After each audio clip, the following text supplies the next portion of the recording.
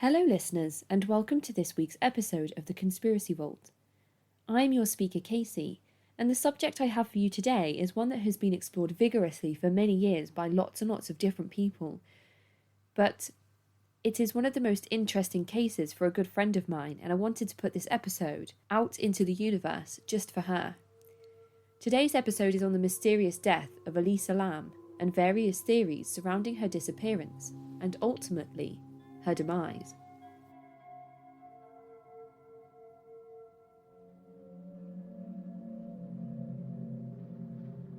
Elisa Lam, known otherwise by her Cantonese birth name Lam Ho Yi, was born on April 30th, 1991 to immigrant parents from Hong Kong. Elisa's mother and father owned a restaurant in Burnaby, British Columbia, Canada, named Paul's. This is where Elisa grew up. She had a younger sister named Sarah, and Elisa was often described as lively and outgoing by friends and family. She was active on social medias such as Facebook, Tumblr, and her own blog, Ether Fields, which she started in 2010 on Blogspot. 2 years later, in 2012, Elisa would transition over to Tumblr, where she named her blog Nouvelle Nouveau, of which the archived posts are still available. A quick scroll through her archived social media posts and Tumblr shows an interest in fashion, quirky quotes, rare words, and her favourite book, The Great Gatsby, written by F. Scott Fitzgerald. It is reported that Elisa enrolled into the University of British Columbia to study psychology, but often spoke on her blog of how difficult it was to manage both her mental health and her studies. For example, her blog post in May 2012 says, "Overslept so I missed another test. There goes 10% of my grade." And another, on June 2012, says, "On school, I'm fairly certain I am kicked out and will not be able to return until I finish such many credits at a college. I've been too chicken to email and find out definitely if I'm no longer eligible. If I'm out, it also means I'm no longer covered by the student health plan, meaning I'll have to pay full price for my meds. Also, since I highly doubt I will be in full-time studies, my student loans will start repayments and accumulate interest. Thankfully, I appealed and got reinstated for eligibility, so future loans will be possible, thank God. I think I just shattered young me. What the shit? I get kicked out of university? Are you kidding me? How did that happen? Did you start partying? Get cancer? WTF?" When I say that it looks as though Elisa was struggling with her studies and her mental health, she had been diagnosed with bipolar disorder and depression. For these difficult mental health problems, she was prescribed 4 various medications: Wellbutrin, Lamictal, Seroquel, and Effexor. Although her parents withheld her illnesses from the public during Elisa's investigation, they were adamant that, aside from a short period of time where Elisa went missing, she was happy and never expressed any suicidal ideation. With life pouring out into Elisa's blog, she decided that she would take a West Coast trip of America. An article on Medium.com reads, "On January the 13th, 2013, Elisa posted that she booked her flight to explore San Diego, Los Angeles, Santa Cruz, and San Francisco on what she called her West Coast tour. Elisa's family worried when their daughter told them she was taking an impromptu solo journey to California. She appeased their fears when she promised to call every single day and let them know that she was safe. She embarked on her trip on January 22nd, 2013. Her blog was updated at each stage, saying things like, January 13th, planning for the West Coast tour. Sigh, turns out I won't be making as many stops as I'd like. Vancouver, San Diego, Los Angeles, Santa Cruz, and San Francisco. I really want to stop by San Luis, but alas, we'll see.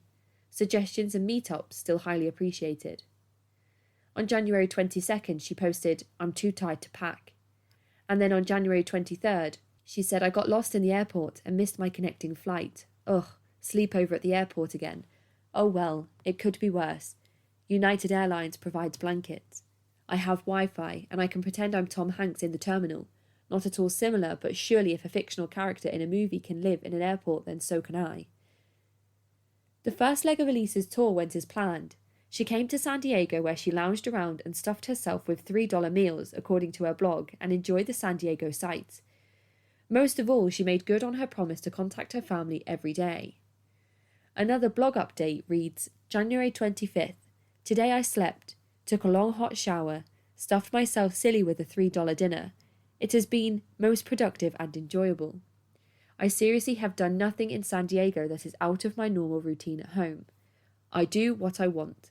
After all, I like my home comforts, and every now and then I do something entirely impulsive and reckless, like tell a guy I just met that I like him. I do like watching people at the hostel. Now that I'm rested and well, starting tomorrow, I should adventure outside more. Number 1, SeaWorld. Number 2, the zoo. Number 3, museum because it's free. And number 4, whale watching. She then arrived on January 26th to the Stay on Main Hotel, formerly named the Cecil Hotel. This hotel is located in what some might describe as a bad part of town, 640 South Main Street, downtown Los Angeles. Upon checking into the hotel, Elisa was originally sharing a hostel-like shared space until other guests began complaining to the hotel staff about her strange behaviour. At this time, she was given her own private room. Elisa continued to share details of her journey on her blog, writing things such as, January 27th, I'm going out tonight. I really hope no creeper comes near me. Seriously though, those Italian and Mexican guys go after you strong, show the slightest inclination and they hound you. She continued later on saying, the speakeasy was awesome, except I lost a cell phone, sigh. And on January 29th, I wish I could put part of my brain into a taped shut box and shove it to the back of my closet for the night. Later, on January 29th, she said my laptop screen is brighter than my future. And then later on again she said, I have arrived in La La Land, and there is this monstrosity of a building next to the place I'm staying. And when I say monstrosity, mind you, I'm saying it as in gaudy. But then again, it was built in 1928, hence the Art Deco theme, so yes, it is classy, but then since it's LA, it went on crack. They should use this to film The Great Gatsby. This is another wink to her favourite book, as mentioned before in her previous blog posts. During this time, she also kept regular contact with her parents, until January 31st, the day Elisa was due to check out of the Cecil Hotel. Contact with her parents stopped, and so did Elisa's regular blog posting. Alarmed by the lack of correspondence from their daughter, Elisa's parents contacted the LAPD, who then dispatched officers to do a thorough sweep of the Stay on Main Hotel, without much luck. The investigation into Elisa's disappearance continued, with police releasing footage on February 14th, hoping it would further the investigation from tips coming from those who may have seen or recognised Elisa. The grainy footage is now legendary. It is available on YouTube to watch, and I will link this in the show notes. But it is the last known time Elisa was seen alive. The footage itself has sparked a torrent of discussions, theories, and questions. It shows Elisa on an elevator inside the hotel. Her dark hair is down at shoulder length. She is wearing a baggy red sweater with what looks like a black skirt and sandals, although some have speculated that she is wearing baggy boy shorts. So far, none of this is particularly odd, but what is strange is Elisa's behaviour. She enters the elevator, presses some buttons, sticks her head out around the elevator door, looking around as if she's expecting to see someone. Then she dives back into the elevator and hides in the corner, like she's trying to hide from somebody. She jumps out of the elevator as if she is trying to scare someone coming down the corridor. But then she re-enters and hides again in the corner by the buttons. She presses different buttons at different times. At one stage, she even presses all of the buttons. She makes strange gestures with her hands as if talking to somebody directly in front of her. But she is alone in this footage. This entire time, whether Elisa is inside the elevator or outside the elevator doors remain open, despite Elisa returning to push various buttons. She makes weird circular hand motions that are really hard to describe. Elisa finally leaves the frame and the doors close after around 1 minute of remaining open. When the doors reopen, the elevator is on another floor and Elisa is no longer in sight. After this, she is never seen alive again. Many have speculated that because the hotel is so old, perhaps the elevator malfunctioned, that perhaps the doors were stuck open. Maybe pushing so many buttons at once had caused an issue with the elevator. Some also say that the footage has been edited, that frames are missing, perhaps frames with other people in them, perhaps edited by the hotel to hide something, or by police who decided to only include in the footage what they thought was relevant for the public. Some have also described Elisa's behaviour as a product of her mental health, speculating that she could have been experiencing a bout of mania. Despite releasing the footage, which soon had millions of views worldwide, Elisa was still missing. Eerily, her blog, which had been quiet for a few days during her initial disappearance, was active again. Although these posts looked like nothing more than scheduled posts, on February the 7th, 13th and 16th. Posts about Harry Potter, famous quotes and rare word definitions as seen a number of times throughout Elisa's entire blog history. So nothing particularly untoward, but still rather strange, with her very last blog post ever being a picture of a light bulb hanging from a string with a small world inside of the glass bulb. And this would be the very last thing to ever appear on Elisa's online platform.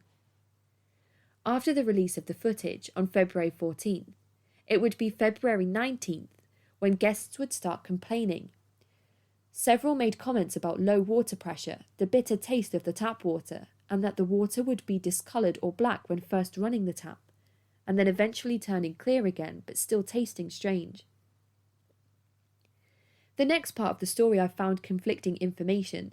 On this same day, February 19th, 2013, 18 days after Elisa's disappearance, hotel staff member Santiago Lopez accessed the roof to check the 4 tanks that were situated up there, holding the hotel's water supply. Some reports say that he went to check after hotel complaints. Others say that he noticed from another window that one of the lids to the water tank was wide open, and so he decided to go onto the roof to inspect the lid and close it. However, an article on Vice.com depicts exactly what happened when Santiago accessed the rooftop.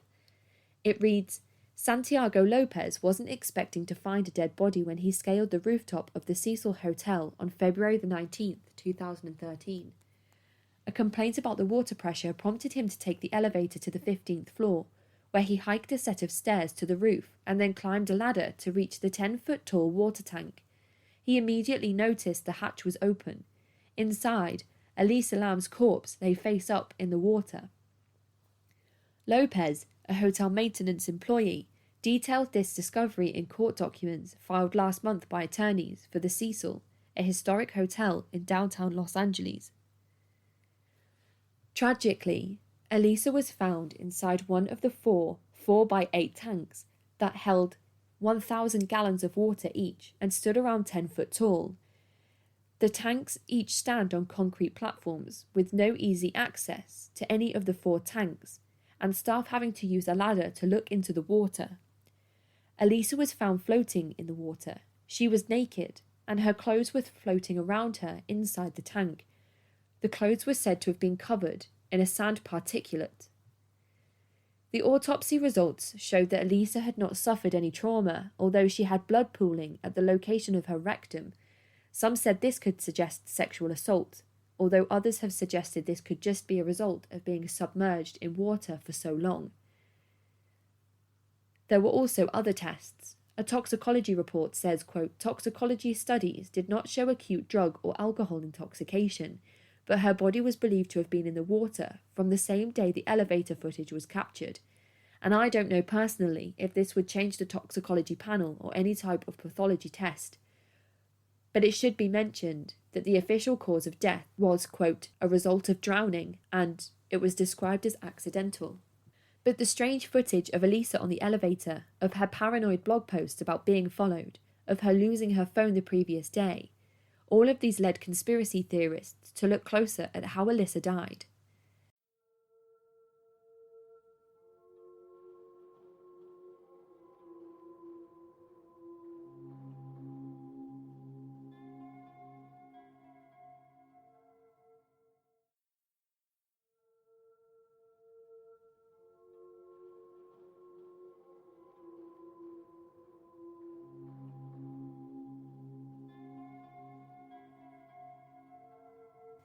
So what are the different theories? Well, there's theory 1, and this would be Occam's razor. What is this? While Occam's razor is a principle from philosophy, suppose there exist two explanations for an occurrence. In this case, the one that requires the smallest number of assumptions is usually correct. Another way of saying it is that the more assumptions you have to make, the more unlikely an explanation. So Occam's razor is simply the easiest explanation is probably the correct explanation.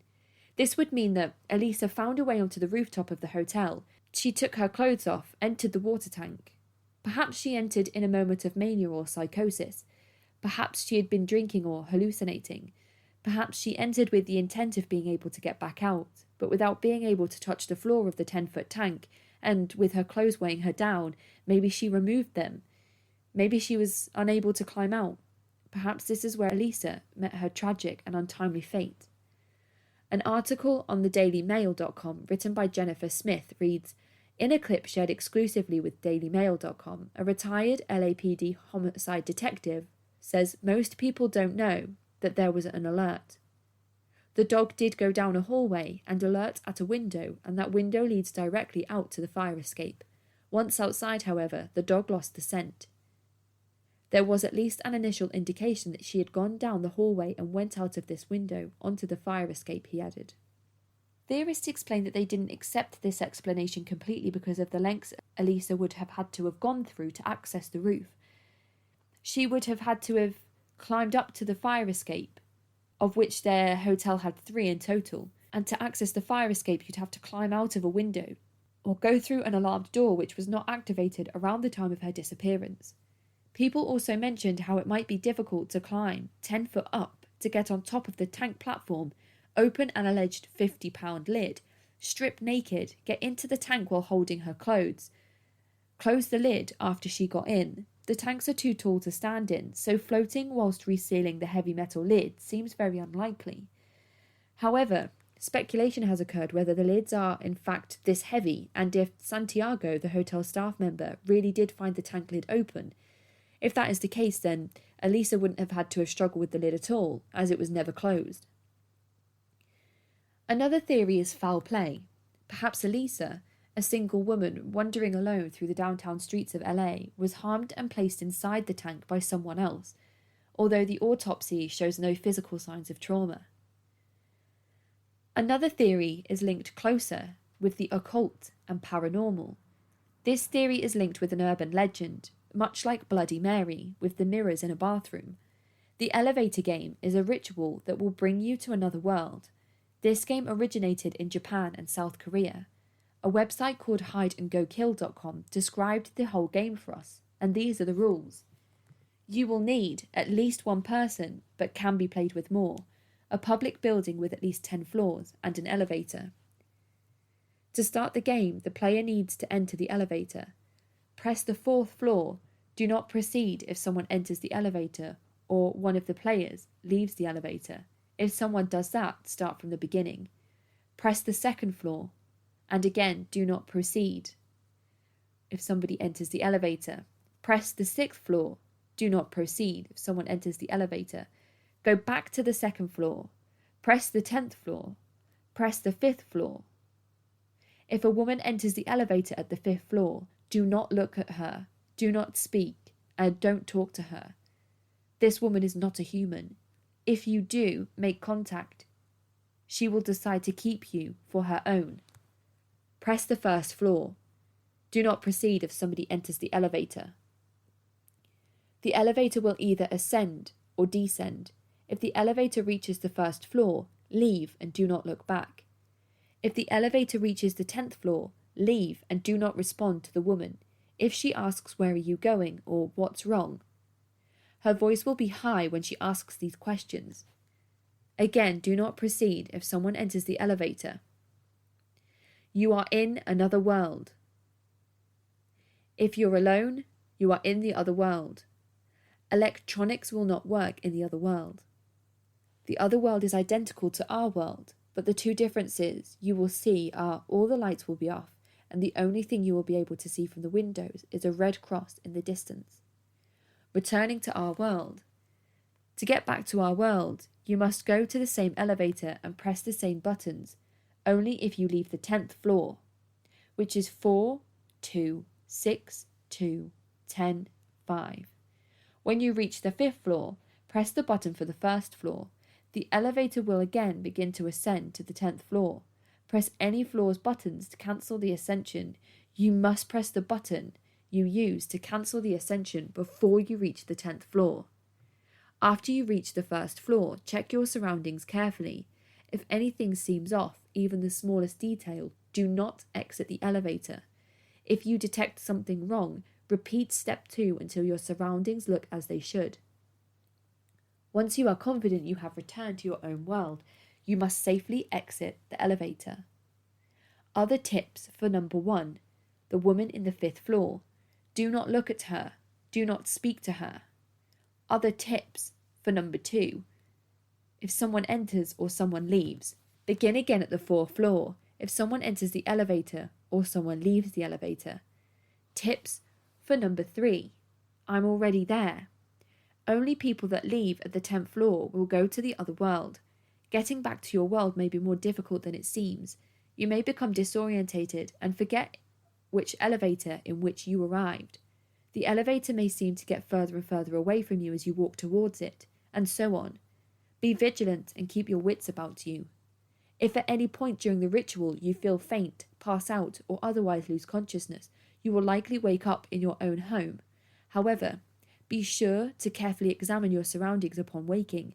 The home to which you have been returned may not be the one you left when you first set out to attempt this ritual. Tips number 4. You must not, in any case, attempt this too many times. This makes you susceptible to accidental slipping through the world. If you do not get out of the elevator on the 10th floor, or if the woman does not get in, you should head straight back down to the 1st floor. Sometimes when you're coming back, the elevator goes back up instead of down. You have to cancel the accession by pressing any button between your current floor and the 10th and get off of the elevator. The other world is pulling you in. Others have suggested that the stay on Main is haunted and that the energy of the hotel is bad because of the tragic history of the building. In 1964, the Cecil Hotel became the location of an unsolved murder. Serial killer Richard Ramirez, responsible for at least 13 deaths, is alleged to have stayed at the Cecil Hotel from 1984 to 1985, and it's also been reported that Ramirez practiced satanic rituals. In 1991, Australian serial killer Jack Utterweger stayed at the hotel, and this is also the site that the Black Dahlia was supposedly last seen alive. There are also a number of suicide completions at the hotel, with one person jumping from a window and landing on a completely innocent citizen walking below the open window where the person had just jumped. Both died. Some suggest that dark spirits or the paranormal may have possessed, coerced, encouraged Elisa to access the water tank. Another strange thing is how closely Elisa's story links to 2 films, both called Dark Water. One was released in 2002, and it has a strange scene with an elevator where a woman is chased by the paranormal. She enters the elevator and pushes the buttons, but the elevator doesn't work, despite her manic attempts to get the elevator moving. The other Dark Water film was released in 2005. This film is about the death of a young girl named Natasha, who was drowned in an apartment's rooftop water tank. Prior to her demise, Natasha's parents had left her behind, each believing she was with the other. A few years later, Dahlia and her daughter Cecilia moved into the said apartment. Their new place, dilapidated, confined, and worn, seems to take on a life of its own, as what appears to be the spirit of Natasha begins to haunt them. Of course, this is strange because this is supposedly one of the last places the Black Dahlia was seen alive, and the hotel was formerly named the Cecil, noting here that the 2 main characters of this film are called Dahlia and Cecilia.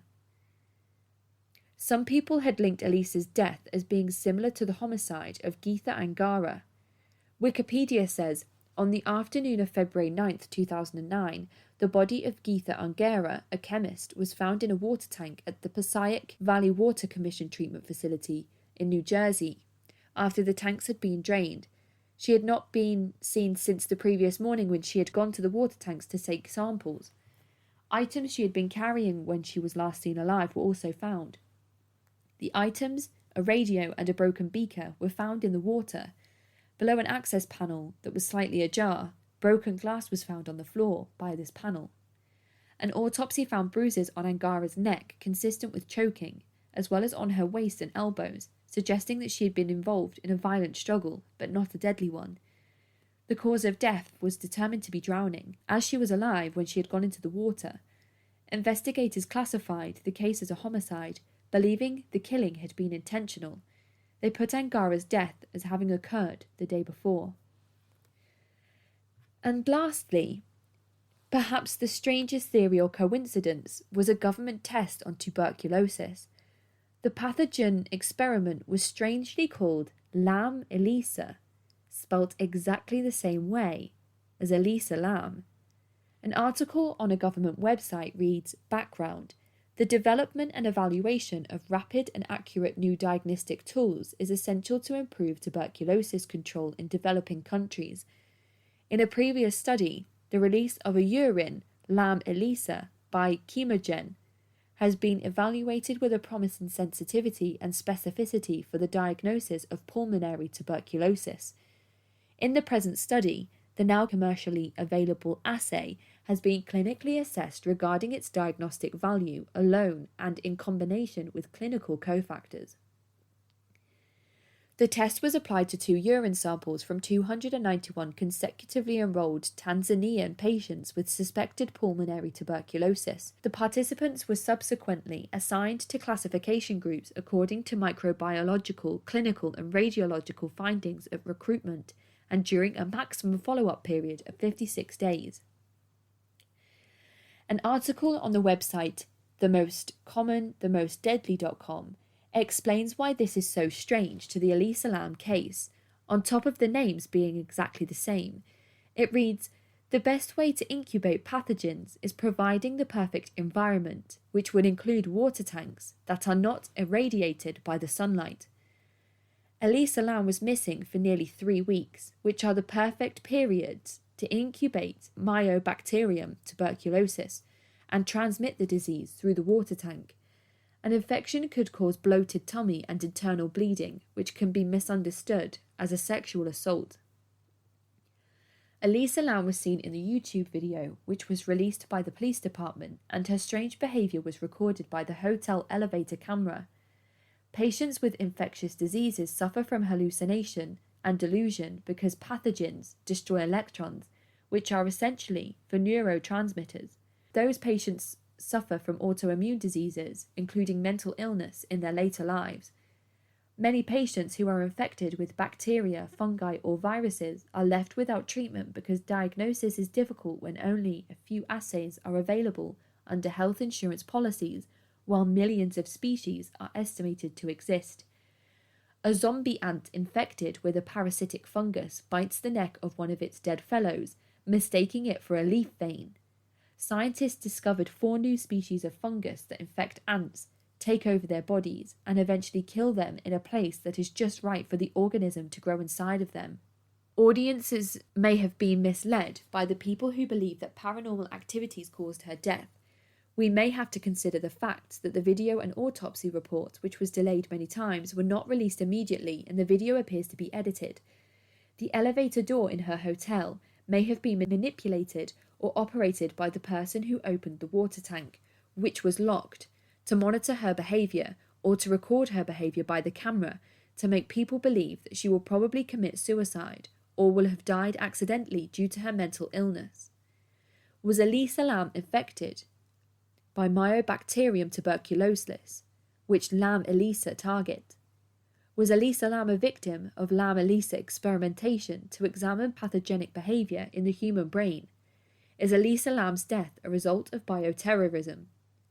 Schizophrenia, bipolar, or autism can be treated either by antifungal or antibacterial medicines depending on the pathogens that infected the brain or by hormones that are imbalanced by the infection.